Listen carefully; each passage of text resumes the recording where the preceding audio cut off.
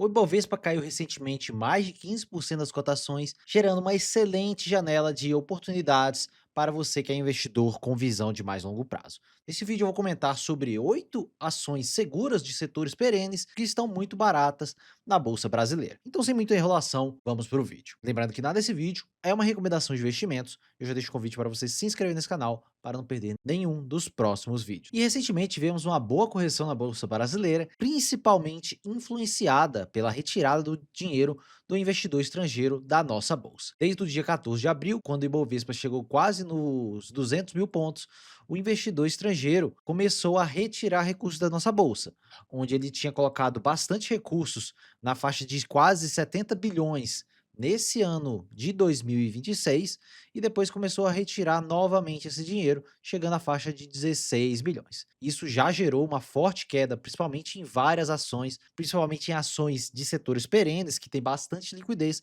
onde muitas vezes esse investidor estrangeiro está muito bem alocado. Então, eu vou comentar sobre 8 papéis que eu considero muito baratos, principalmente depois de todas as correções. E o primeiro deles é a Itaúsa. Em geral, o investidor de Itaúsa tem que lembrar que ele basicamente é um investidor de Banco Itaú, porque 95% do resultado da Itaúsa vem do resultado do Banco Itaú, a sua maior participação e a maior influência na lucratividade da empresa. E a Itaúsa, nesses múltiplos atuais, ela tem um PL atual na faixa bem próxima disso, de 7,7 vezes para esse ano de 2026. É estimado uma lucratividade na faixa de quase 19 bilhões para esse ano de 2026 na Itaúsa, e ela deve sim entregar um yield na faixa de quase 8% nessas cotações atuais para esse ano de 2026. E olhando para o histórico de preço sobre lucro da Itaúsa, essa precificação é uma precificação bem baixa. Observe que raramente chegou a patamares desses níveis. Olhando principalmente para o PL projetado, é um patamar historicamente bem baixo na Itaúsa, principalmente projetando crescimento de lucratividade. E a sua maior participação, que é o Banco Itaú, vem gerando resultados crescentes, com crescimento de lucratividade de quase 10% ao ano, chegando a uma lucratividade estimada para quase 50 bilhões nesse ano de 2026. E outra empresa do setor bancário é o Banco Bradesco. Eu sei que muita gente não gosta do Banco Bradesco, principalmente devido ao seu baixo resultado nos últimos anos, mas vamos lembrar que isso é devido principalmente ao seu ROI, que era muito amassado em períodos anteriores. Temos aqui que o ROI, em geral, do Bradesco não chegava a mais de 15% e recentemente ele já começou a chegar na faixa de 16% quando projetamos o resultado desse ano de 2026. E com isso, era para o PVP do banco já estar na faixa de uma vez de preço sobre valor patrimonial, porque, em geral, esses 16% de ROI estão ali em 2 pontos percentuais acima do custo de capital, que podemos dizer que basicamente seria a taxa de juros. Então o mercado deveria colocar um prêmio aqui e precificar ela em um de PVP, e não é isso que vem acontecendo recentemente. O PVP fica bem baixo, principalmente projetando os resultados. Aí você olha, mas antes ela era cotada em 2 vezes de PVP, mas nesse período ela tinha um ROI bem melhor e também estávamos em um período de taxa de juros bem baixas em 2019. Um pouco mais de 2 anos e meio que o Bradesco vem reportando melhora no seu resultado, ele está com um PL muito amassado, também olhando para o histórico do banco. Quando olhamos para o histórico do banco, observem que o PL é um dos menores nos últimos anos, projetando esse PL para o final de 2026 já fica na faixa de 5,8 vezes. Então é uma raridade no histórico do banco. Todas as empresas que eu vou comentar nesse vídeo, eu tenho vídeos completos sobre essas respectivas empresas. E lá eu mostro um histórico de mais de 25 anos da precificação do Bradesco e raramente ele foi precificado dessa maneira e mantendo um bom resultado. E o dividend yield que o Bradesco deve entregar vai ser sim nessa faixa de quase 10%, principalmente no papel Bradesco Ordinária, com final 3, e para 2027 já ultrapassa os 10%. E o terceiro banco que eu vou citar aqui é o Banco do Brasil. Eu sei que muita gente não está querendo nem conversar sobre o Banco do Brasil, devido à queda de resultados e à queda nas cotações nos últimos anos, e isso, obviamente, machuca muitas vezes o investidor pessoa física que não tem muita visão de longo prazo. Mas quando olhamos diretamente para o que vem acontecendo no Banco do Brasil e o que vem mantendo a sua lucratividade atual, grande parte do resultado vem das suas empresas que o Banco do Brasil é dono, como o BB Seguridade, o Banco da Patagônia, e isso vem fazendo com que o banco tenha lucratividade no curto prazo, porque a sua parte de crédito segue dando prejuízo para o banco. Então, qualquer melhora nas provisões, que seria o custo de crédito, podem fazer com que o banco volte a ser muito lucrativo para uma visão mais alongada. Você vai ter que esperar a recuperação do balanço do banco e, obviamente, dos seus pagamentos de dividendos. Atualmente, o yield é bem baixo porque o lucro é muito baixo. E observe que, olhando para o PVP do banco, ele está nos menores PVPs recentes, obviamente que só não bateu aqui em 2021. Mas se você for um investidor, não está pregando o caos e sabe que em algum momento o Banco do Brasil pode voltar a ter a lucratividade que teve no passado e voltar para 1,5 vezes de PVP, você pode colher bons frutos tendo uma visão mais alongada. Mas é um banco que está em recuperação de resultados, tivemos uma forte queda na lucratividade, então é estimado para os próximos anos a melhora dessa lucratividade, mas isso já aconteceu no passado, perdendo a sua lucratividade em certos períodos e depois voltando aos poucos a recuperar esse lucro antigo. Então, isso pode acontecer também com o Banco do Brasil e ele retomar as suas cotações e fazer uma forte alta, como aconteceu nessa alta de 2016 a 2025. E a quarta empresa agora é do setor financeiro, que é a Porto Seguro. A Porto Seguro, ela é uma empresa bem redonda que sempre gera valor para o seu acionista, com a lucratividade que sempre é crescente. Temos esse gráfico de lucratividade histórica da Porto Seguro e observe que, em geral, ela sempre cresce a sua lucratividade. Obviamente, vai ter alguns períodos que ela vai ter uma queda na lucratividade, mas são períodos pontuais. Em geral, a Porto Seguro, ela é uma seguradora que fica aqui nessa faixa de 8 a 12 vezes de PL, em geral ela sempre roda por volta disso, e não paga um dividendo tão elevado por conta do payout ser apenas de 50%. Mas ela deve entregar esse dividendo na faixa de 6% para esse ano de 2026 e também é esperado bem próximo para 2027.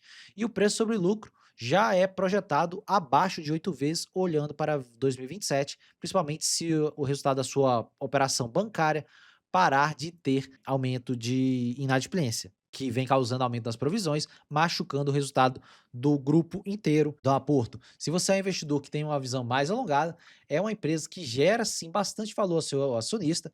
Obviamente que não é uma empresa focada somente em dividendos, mas ela gera crescimento ao longo do tempo. Então, é um top pick aqui na minha visão, principalmente se você for um investidor que tem visão de longo prazo. A outra seguradora que eu considero muito barata, mesmo depois de toda essa alta, ela caiu para os 17,90 aproximadamente e depois voltou rapidamente para a faixa dos 19,40. Caixa Seguridade é uma seguradora que vem entregando excelentes resultados há bastante tempo e também alto crescimento na sua lucratividade. E é por isso que o mercado precifica ela em múltiplos bem maiores que a Porto Seguro e, obviamente, isso tem motivo. Porque atualmente a Porto Seguro está com o resultado um pouco de lado e com potencial de ficar até de lado se a sua operação bancária continuar tendo inadimplência, enquanto a Caixa Seguridade é uma seguradora pura que continua crescendo mais de 2 dígitos ao ano. Então isso influencia nessa precificação maior no papel. Enquanto aos dividendos, ela tem o dividendo yield projetado para esse ano na faixa de 7,5%, que o resultado continua crescente, mesmo nesse PL de 12 vezes. Se o mercado mantiver a seguradora nesses preços de R$ 19, para o ano que vem ela já ficaria com o PL projetado na faixa de 11 vezes lucro. Então seria um PL relativamente descontado para a seguradora. Não foque somente em olhar o PL achando que ela está muito cara. Ela está bem perto do seu valor justo, mas é uma seguradora que, em geral, o mercado precifica ela na faixa de 10 a 11 vezes lucro. Observe que foi uma raridade o que aconteceu em 2022, que foi exatamente onde eu montei minhas posições em Caixa de Seguridade, onde ela ficou na faixa de 8,5 vezes lucro. A outra empresa é uma empresa do setor de energia elétrica, que é uma distribuidora de energia, que é a CPFL Energia, que distribui para os estados de São Paulo e Rio Grande do Sul. E ela é uma empresa com mais de 70% do resultado focado em distribuição de energia, então ela possui vários investimentos nesses segmentos, principalmente focando a partir de 2028, onde vão acontecer as revisões tarifárias de suas concessões. Então é esperado, devido ao altos investimentos acima da depreciação dos ativos da companhia, em uma melhor revisão tarifária para os ativos da companhia, gerando melhor lucratividade a partir de 2028. E ela vem há bastante tempo sendo precificada nesse PL de 8 vezes. Se olharmos para o histórico recente, muito tempo é precificada dessa maneira, principalmente depois que seu controlador, a State Grid, assumiu o controle da empresa. e por algum motivo o mercado não precifica bem o papel, acredito que seja porque a State Grid é uma estatal chinesa, a operação segue cada vez mais redonda, melhorando margens, melhorando eficiência e aumento de lucratividade, e o mercado não precifica isso no papel. Então, obviamente, que em algum momento ele vai precificar isso, e quem comprar a CPFL, principalmente com a visão de mais longo prazo, pode sim colher bons frutos. E quando olhamos para a lucratividade, observe que desde que seu controlador assumiu, a lucratividade só aumenta nos últimos anos. Quando ela era muito bem precificada, a lucratividade ficava ali de lado, e recentemente que ela tem lucros atrás de lucros, custos e despesas controlados, dívida controlada, altos dividendos, o mercado não precifica isso no papel. Na minha visão, não faz muito sentido. E nessas cotações eu já vejo bastante desconto na CPFL Energia. Ela deve sim entregar um dividendo na faixa aqui de 8 a 9%, principalmente a partir de 2027, porque os seus dividendos são pagos, em geral, em abril de cada ano. Então, o próximo dividendo é esperado para abril de 2027, e aí ela vai pagando durante o ano. E principalmente, você tem que ter visão de a partir de 2028, devido às revisões tarifárias que vão aumentar consideravelmente os resultados da companhia. E a outra empresa de energia elétrica é a CEMIG. E a CEMIG tem características bem parecidas com a CPFL Energia. Obviamente que sua composição de lucratividade na parte de distribuição é menor, fica na faixa de 50% do seu resultado, e também é o segmento que ela mais investe recentemente. Ela está num grande ciclo de investimentos, onde pretende investir de 2026 a 2030 mais de 40 bilhões de reais, principalmente visando a sua revisão tarifária em 2028 também, assim como a CPFL Energia. E a CEMIG ela não vai pagar esses 12% de dividend yield, é estimado na faixa de 7 a 8% para esse ano de 2026, e vamos lembrar que o papel do CEMIG 4 te tem um dividendo mínimo garantido de 10% do valor das suas ações preferenciais. E se olharmos o valor da sua ação preferencial em relação ao estatuto, fica na faixa de R$ 5. Então, tem 50 centavos por ação garantido aqui na CEMIG com o final 4 no quesito dividendos. A dívida da companhia segue bastante controlada também, e a própria companhia destaca que esse endividamento vai aumentar para os próximos anos, mas isso de uma forma controlada junto com o aumento de resultado. É estimado na faixa de 3,5 vezes a 4 vezes para do 2030 em relação à dívida líquida sobre a EBITDA da companhia. E o PL fica bem perto dessa faixa aqui de 6 a 7 vezes, e o esperado para 2028 é um forte aumento na lucratividade devido às revisões tarifárias, e também um PL caindo para a faixa de 5 vezes.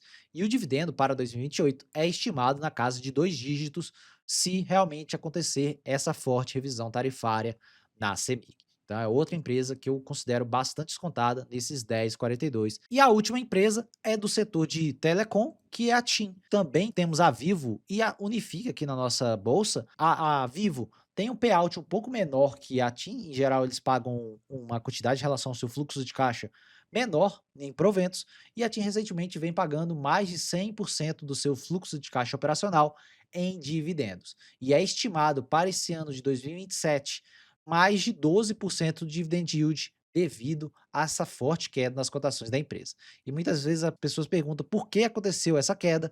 É porque 96% aproximadamente das ações em livre circulação estavam nas mãos de investidores estrangeiros. Com essa forte saída de fluxo estrangeiro, fez com que as ações da TIM caísse fortemente nesses últimos meses, mesmo com o resultado crescente. Eu não olharia muito o PL de setor de telecomunicações porque fica muito distorcido. E olhando aqui no site Fundamentos, vocês conseguem ver o porquê da SPL ficar distorcido. Quando olhamos para a formação do EBIT da companhia, observe um nível de depreciação dos ativos da TIM.